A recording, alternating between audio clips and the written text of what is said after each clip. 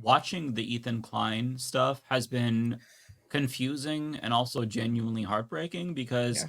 I've been a longtime fan of H3. Everybody knows that I've been simping for them for years. I've worn Teddy Fresh merch on the streams.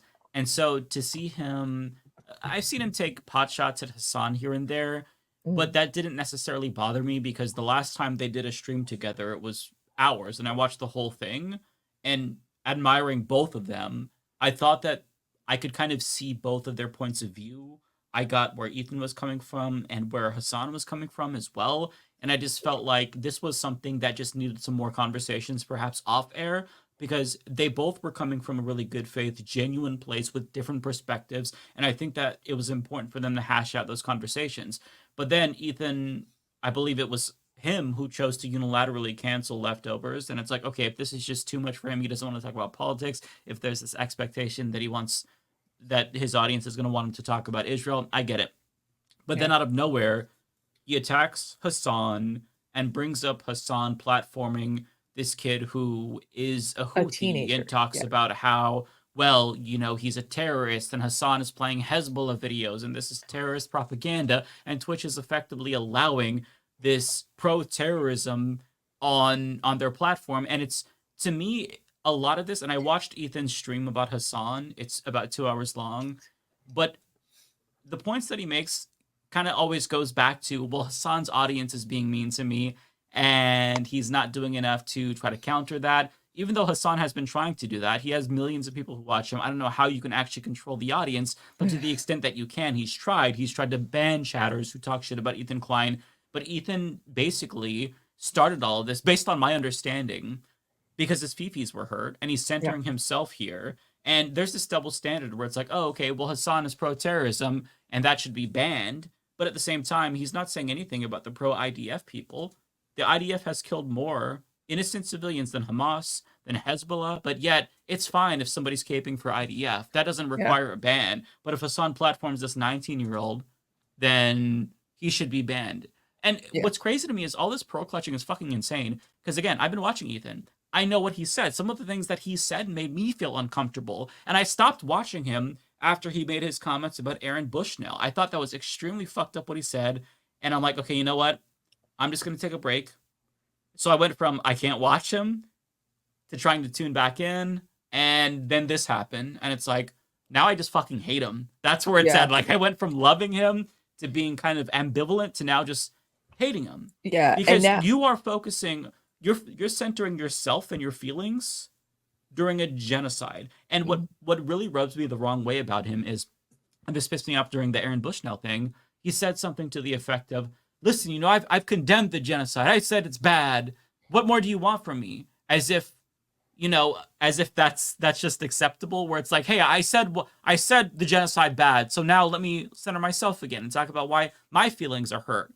When it's not about you, it's about the genocide. And if that's not your focus, if you're trying to ban people and clutch your pearls when you yourself have said fucked up shit, and now you're all of a sudden the deplatform belief, it doesn't make any sense to me. Like, he bought a button that cost $20,000 because he keeps saying fucked up shit, and that is going to allow him to hit that button, and then it erases the last minute or so of live streaming. He bought that because he keeps saying fucked up shit. For example, he joked about wanting the NRA convention to get shot up. He joked about Ben Shapiro saying if there's going to be a Holocaust, he hopes that Ben Shapiro's gassed first or last. And this is just his edgy humor. He says the most fucked up shit. And so, but being edgy is just, that's what people do on the internet, right? Yeah. I'm edgy sometimes. I say the F slur, whatever. Okay. But Okay. if all of a sudden you're going to go from being this edgelord on the internet who cultivated a leftist audience with Hasan to now tone policing Hasan, crying about how you think Hasan is emboldening anti-Semitism when you're not, when you yourself aren't even thinking about how you're emboldening Islamophobia. I mean, you're accusing Hasan of being pro-terrorist. Hasan is a Turkish man. Are there no dog whistles there that you can examine? So there's no level of introspection. It's all main character syndrome, and I'm just so fucking sick of it. There's a genocide going on. If that's not your utmost concern right now, then I don't know what to tell you. I think that, yes, it's important. If he's if he's pointing out instances where the left is inadvertently pushing anti-Semitism as they advocate against genocide, I think we can walk and chew gum at the same time. We should call that out. But at the same time, I don't think that that is as big of a problem as he's making it out to be.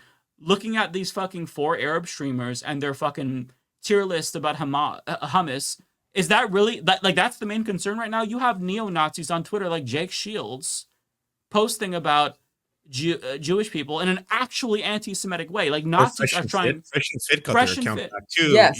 Yeah, they're actually anti-Semitic. Even Ethan himself made a very degrading remark about Hasidic Jews and stereotyping them in a way that's very offensive. And I'm like, and old clips of Ethan are resurfacing because a lot of people remember that before this is what's interesting to me is that Hasan and that debate like between Sam Senior, Steven Crowder kind of softened him up and changed him. Mm-hmm. But it's like the same thing, like October 7th just broke some people's brains. And instead of it, being, introspective and learning and try to grow and maybe be more balanced, no, he's not doing that at all. And you see his stories on Instagram, he's becoming more and more unhinged. He went after Emma today, Emma Vigeland. My girl, no. It doesn't. What was said about Emma? I didn't. Again, I'm holding my point. Yeah, but I don't know the context of what was said about Emma. So he was I basically. I worked semi-closely with her at TYT as well for context. Yeah. So he posted on his Instagram story with some weird filter, like a makeup filter. So very serious. That Emma was supporting Hasan as a rape apologist. I don't know what he was referencing. I think that somebody had called into Majority Report and asked Emma about the Ethan Klein, Hasan Piker situation. I think she said something to the effect of, I agree with Hasan's takes, while not really knowing about the drama, because it's hard for me to follow it as somebody who's kind of in this sphere, but there's so much and there's so many branching paths of drama and sub-beefs and side stories that it's hard to follow. So what I'm assuming happened was that Emma just probably was like, yeah, I agree with Hasan on this issue because Hasan has been very good on this issue. He's one of the biggest streamers who's using his platform to educate people. And Ethan called her, said she was supporting a rape apologist or something, and then apologized and said, well, maybe she doesn't know that Hasan is a rape apologist. I don't know why he's now saying Hasan is a rape apologist. I think it has something to do with Hasan's reaction to Kamala at the DNC, or one of Kamala's statements. He made a face when she brought up rapes during October 7th. I genuinely don't know, but it just, to me, it feels like it's deeply bad faith, and he just has hurt feelings, and as a result, he's just trying to like throw everything at the wall to see what sticks. It is such a hatchet job that he's doing, and it's really frustrating because I admired Ethan. I thought that he was a good faith person. There were times during my tenure as a fan that I had to tune out, like back in the day when he first started the podcast, and he had a debate with Dan, his producer, about billionaires shouldn't exist. It was irritating me because he was doing this centrist arc, bringing on people like Jordan Peterson, helping to popularize him, and then making bizarre ass statements. There was one where he was talking to Post Malone, and he talked about women desire to be conquered or something like that, and there was Joji in the background that was like, oh fuck. So I had to, for a while, I'm like, okay, Ethan's got to get it together. But then he really started to change. He started to realize how he was the pre-Joji phase when he was still like pink guy and all that. right. Yeah. I think he was pink guy back then. But yeah, and if pink guy thinks that that's a little bit too close. Yeah. If pink guy thinks you're memeing too close to the sun, you've gone a little bit too far. Yeah. But now he's going back to his old ways where I feel like he's driven by not necessarily reactionary politics, but it feels more petty than anything. It feels like he doesn't think that Hasan is centering his feelings when he should just be a fucking adult and realize it's not about you. And he keeps going after Frogan. I genuinely don't even understand why he doesn't like Frogan. This is a streamer that's probably about as big as us, and we're all nobodies. So how are you, with your millions of followers, gonna go after this person? Like, you are a rich fucking dude going after this fucking streamer whose family is probably being displaced right now, and you're talking about yourself. And one thing that somebody pointed out in the comment section of his video before he started removing not removing the comments, but turning off comments, was they said that his producer and his wife, AB and Lena, her parents live in Lebanon and they had to be evacuated. And they don't even get a chance to talk about that. See, this is what I mean. Like, you're centering your feelings when I feel like you need to be more cognizant of the actual genocide. And that's the problem people take with you.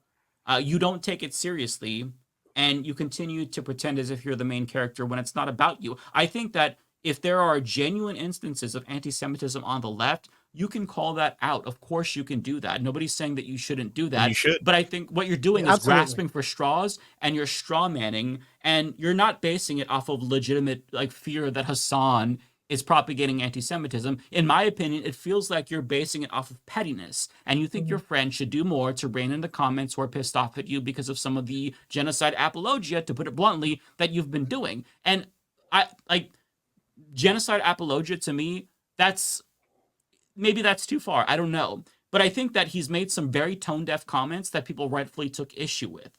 Mhm. But people are going to criticize you. You have millions of viewers. I post a video. I get criticism. It's just part of the job. So, again, it doesn't make any sense to me. I have a wanna- solution. Go ahead. I have a solution to this. Stephen Crowder, you're going to get the best revenge ever. You think you just fell out of a coconut tree? Tree? Tree? They not like us. Tree? Tree? You think you just fell out of a coconut tree?